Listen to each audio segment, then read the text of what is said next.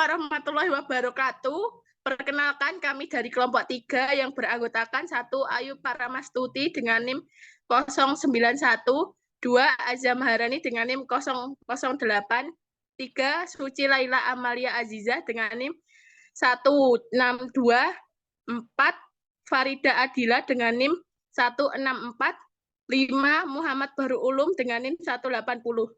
Di sini kelompok kami akan mempresentasikan tentang faktor penyebab anak berkebutuhan khusus atau ABK. Materi selanjutnya akan disampaikan oleh pemateri 1. Kepada pemateri 1, silahkan. Assalamualaikum warahmatullahi wabarakatuh. Di sini saya akan menerangkan faktor penyebab anak kebutuhan khusus atau ABK. Saya bagi menjadi 3. Yang pertama sebelum kelahiran. Yang kedua selama proses kelahiran. Dan yang ketiga setelah melahirkan, setelah kelahiran. Yang sebelum kelahiran ada yang pertama yaitu gangguan genetik atau kelainan kromosom transformasi. Kelainan kromosom kerap diungkapkan oleh dokter sebagai penyebab keguguran bayi. Bayi meninggal sesaat setelah dilahirkan, atau bayi yang dilahirkan Down syndrome.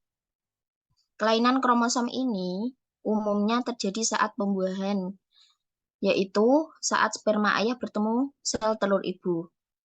Yaitu kedua, infeksi kehamilan.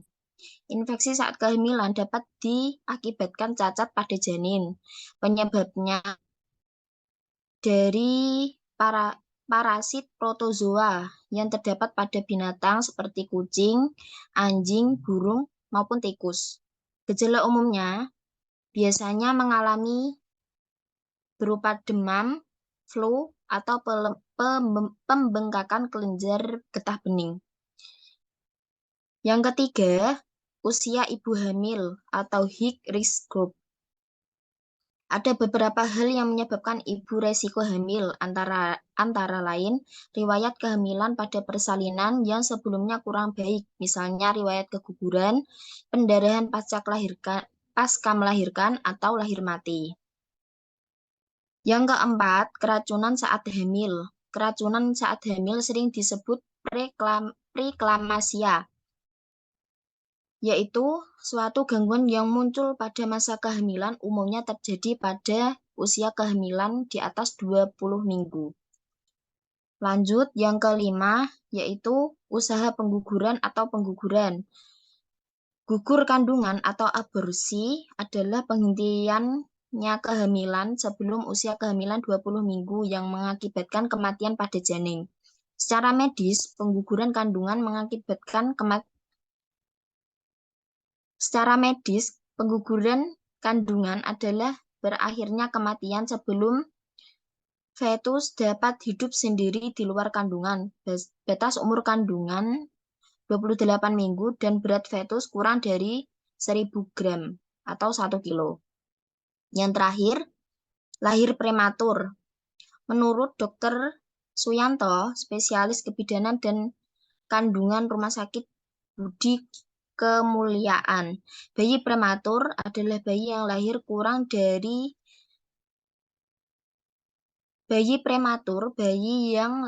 kurang bulan menurut masa gestasinya atau usia kehamilan, yaitu normalnya 38 sampai 40 minggu. Yang kedua, selama proses kelahiran. Yang pertama yaitu proses kelahiran lama, prematur, atau kekurangan oksigen. Yang kedua, kelahiran dengan alat bantu. Dan yang ketiga, kehamilan terlalu lama atau lebih dari 40 minggu. Yang terakhir, setelah kelahiran. Yang pertama disebabkan oleh penyakit infeksi bakteri TBC maupun virus.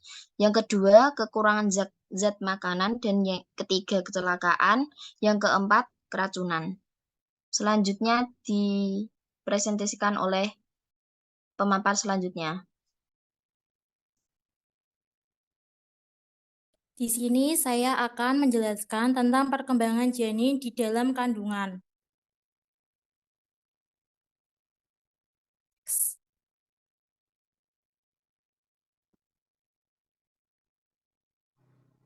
Next. Berikut ini adalah gambar tentang janin yang ada di dalam kandungan, yaitu dibagi menjadi 3 trimester.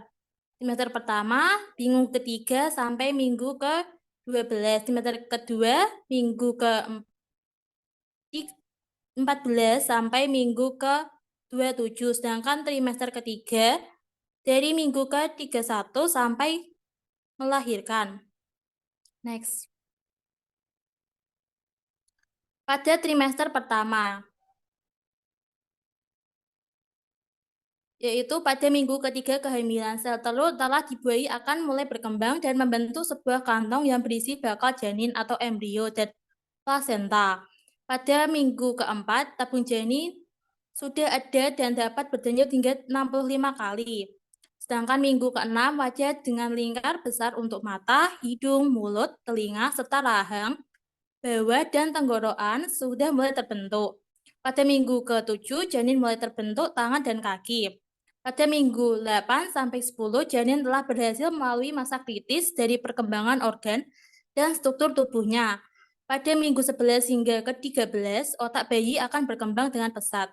Ginjalnya mulai mengeluarkan urin dan jari-jarinya telah bisa mengepak seperti tinju. Minggu ke-12, alat kelamin bayi sudah mulai terbentuk. Pada trimester kedua, risiko keguguran biasanya akan ikut menurun karena kandungan sudah semakin kuat dan terus berkembang.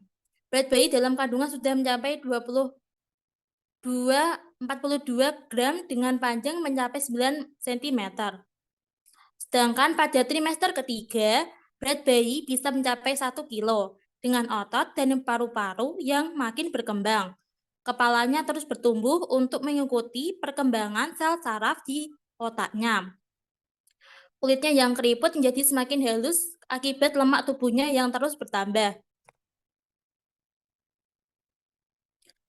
Berikutnya akan disampaikan pemateri selanjutnya. Di sini saya akan menjelaskan tentang nutrisi dan perkembangan anak pasca melahirkan. 1. Protein. ASI terdiri dari sekitar 80% air dan 20% padatan, termasuk lemak, karbohidrat, dan protein. Protein menyediakan bahan pembangun untuk pertumbuhan dan perkembangan si kecil. 2. Kalsium. Melansir dari laman Daria Varia, bagi ibu menyusui, kalsium berperan untuk mengoptimalkan fungsi peredaran darah, otot, dan saraf.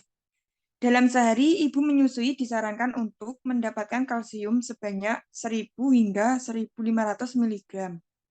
Ketiga, karbohidrat. Mengonsumsi makanan dengan kandungan karbohidrat dan dari sayuran, buah, dan biji-bijian sangat penting untuk menyusui. Karbohidrat memiliki peran untuk memberikan energi penunjang dalam proses tumbuh kembang bayi. 4. Lemak. Lemak merupakan sumber energi yang penting bagi bunda dan si kecil. Ini juga dapat membantu menyerap vitamin dan mineral tertentu dan menyediakan blok bangunan untuk membran sel dan hormon. Dan yang terakhir, vitamin dan mineral. Ibu menyusui perlu mengonsumsi vitamin dan mineral dalam jumlah yang cukup, termasuk zat besi, kalsium, yodium, dan vitamin D. Sumber nutrisi yang baik termasuk sayuran berdaun gelap, buah jeruk, tomat, brokoli, daging tanpa lemak, makanan laut, tahu, kacang-kacangan, dan biji-bijian. Selanjutnya akan disampaikan dengan pemateri selanjutnya.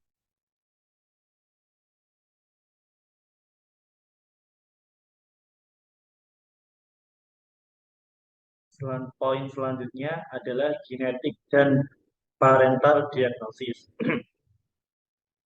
Genetik dan parental diagnosis, gen yang berisi informasi genetik dengan benang-benang DNA-nya akan memproduksi protein yang mempengaruhi salah satunya fungsi kerja otak. Anak dengan kebutuhan khusus atau disabilitas dapat disebabkan karena orang tuanya memiliki gen yang sama. Adanya kesamaan gen pada pasangan suami istri memiliki resiko tinggi untuk melahirkan anak kelainan kromosom. Bisa kelebihan kromosom atau kekurangan kromosom. Yang selanjutnya, parental diagnosis. Yang pertama, ada pengasuhan dan penanganan anak berkebutuhan khusus. Orang tua yang memiliki anak berkebutuhan khusus harus memiliki dan yang bukan hanya banyak energi dan sumber untuk kebutuhan anak-anak mereka, namun juga energi untuk meningkatkan kualitas kehidupan anak untuk jangka waktu yang panjang.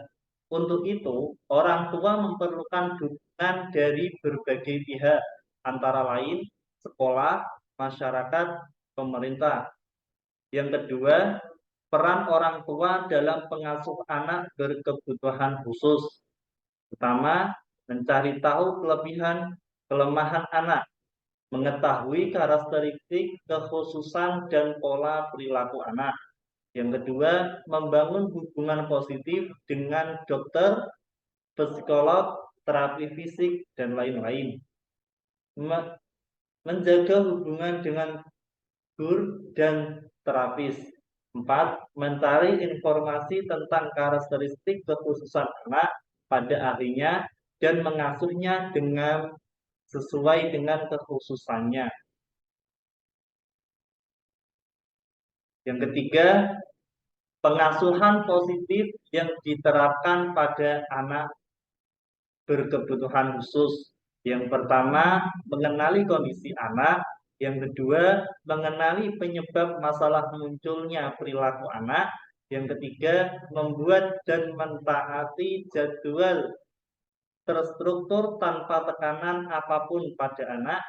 4. Menyediakan lingkungan yang aman bagi anak untuk memberi kesempatan bereksplorasi, bereksperimen, dan bermain.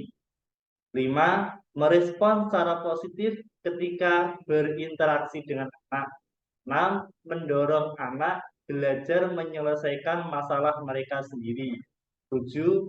Mendiskusikan aturan dengan anak dan berusaha melakukannya. 8. Memberikan instruksi dan permintaan yang jelas dan tentang sesuai dengan usia anak. 9. Berusaha tetap tenang dan berpikir positif mengenai perilaku anak.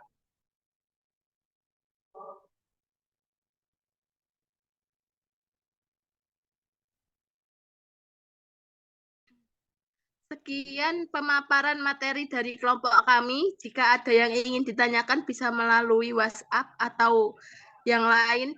Wassalamualaikum warahmatullahi wabarakatuh.